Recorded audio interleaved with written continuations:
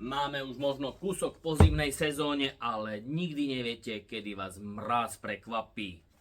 Prišla nám powerbanka 12 000 mAh s 800 A štartovacím prúdom. To vyzerá jak masaker a 3 ledky.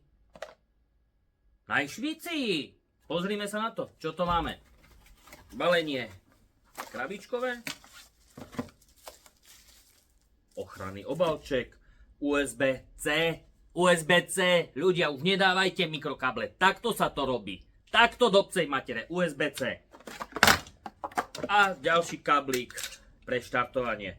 A toto si skúsime rovno. Nejakú väčšiu batériu. Koľko tu máme? 77. Káble sú fajn. Chceme väčšiu, chceme viac. 100 A.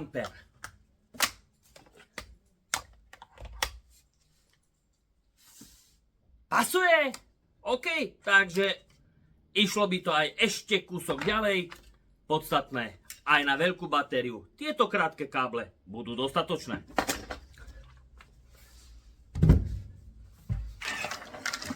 Čo tu máme ďalej? V podstate už nič. Takže pozrime sa na samotnú powerbanku.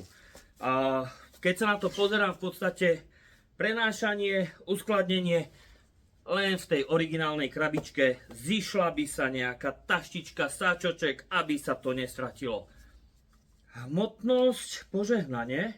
Určite by som to nenosil jak mobil vo vrecku, ale na to, čo to má slúžiť, asi je to fajn.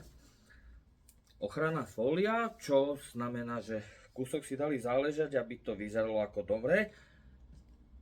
Veľmi dôležité, vyrába to Steelmate. Ak ste ešte o tej značke v automobiloch nepočuli, tak máte čo dobiehať. Popredná značka, celosvetovo dodávajú parkovacie senzory a množstvo ďalších vecí, takže Steelmate, garancia kvality, ako toto som teda nečakal. V prednej strane svetielko, ktoré nesvieti, zasa je to dodávané úplne vybité, ale asi majú na to dôvod. Z bočnej strany dvakrát USB-A a USB-C. A USB-C je len vstupové. USB-Ačka majú výstup. Z druhej strany máme s gumenou krytkou obrovský konektor a tá krytka nejde. OK, pre pripojenie káblov je švici! A je to možné zapojiť len jedným smerom. Nie je možné zameniť polaritu, takže je to fajn.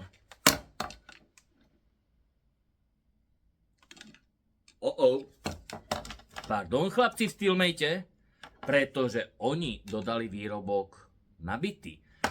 A bolo potrebné len dlhšie stlačiť tlačítko napájania, takže OK. Síce kapacita nám teraz rýchlejšie klesá, ale to bude asi tým, že táto káblová časť obsahuje určite nejakú elektroniku, ktorá následne poskytne na výstupe až tých 800 A štartovacieho prúdu. Ako 800 A?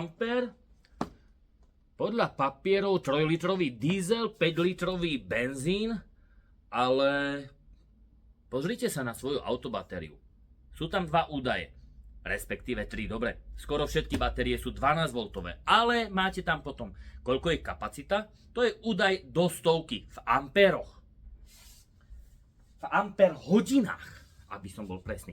A ďalší údaj je v niekoľkých stovkách. Od 320 do nejakých 900, jasné, pri kamionoch a špecifických strojoch je to aj viac. A ten údaj je v čistých ampéroch, koľko je schopná batéria poskytnúť štartovací prúd. Ak teda máte batériu so štartovacím prúdom 800 A, toto vám stačí. 900, veľmi v núdzi, ale tak veľkú batériu a tak mohutné auto asi nemáte, takže pohodička. Vyťahneme, skúsime a švici. Ježiši.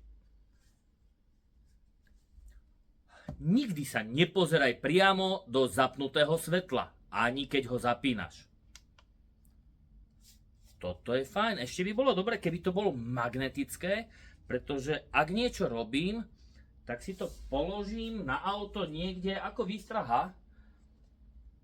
Takže, OK, takže vypnuté, priame svetlo, blikajúce svetlo, policajné svetlo, no, neviem, či toto je legálne.